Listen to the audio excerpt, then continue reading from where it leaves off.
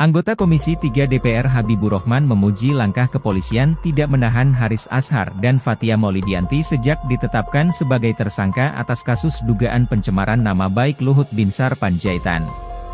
Habibur Rahman menyinggung kasus tersebut saat rapat dengan Kapolri Jenderal Listio Sigit Prabowo di Kompleks Parlemen Senayan, Jakarta, Rabu, 12 April 2023.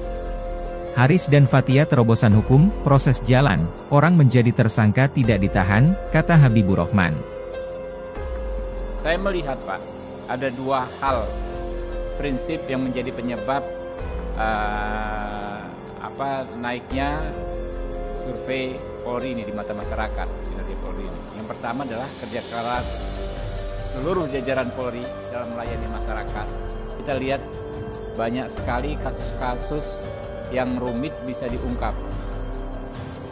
Misal di Polda Metro, Pak, kebetulan dapil saya, Jakarta, Pak, ada kasus yang mayat dimutilasi berapa tahun yang lalu bisa diungkap, kasus serial killer, ya, kasus bom industri tembakau sintetis di Bekasi, itu rumit, tapi dengan kemampuan yang luar biasa bisa diungkap. Nah, ini menurut saya anak buah Pak Kapolri ya yang berprestasi seperti ini layak untuk mendapatkan penghargaan, dan begitu juga yang lainnya.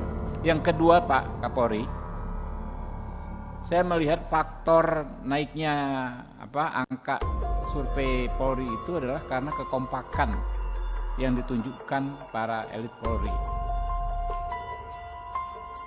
Dari segi kekompakan ini saya mengamati benar ya. Proses promosi jabatan itu lepas dari persoalan kedekatan.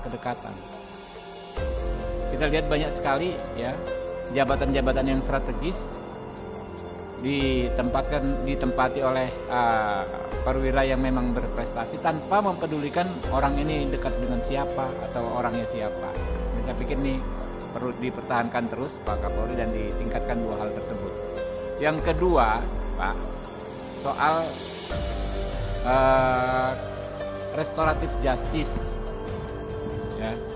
Saya melihat Polri maksimal dalam mempelopori praktek atau implementasi restoratif justice ini. Salah satunya adalah di kasus Haris dan Fathia. Sampai saat ini kedua orang tersebut tidak ditahan. Jadi kalau dalam kasus politik Pak, penahanan itu kalau kita menghadapi kasus politik dengan ditahan itu bagaikan bertarung dengan tangan terikat. Bagaimana kita mau mempertahankan argumentasi kita kalau kita ditahan? Di kasus Haris dan Fathia ini terobosan signifikan, prosesnya jalan, tetapi orang yang menjadi tersangkanya tidak ditahan.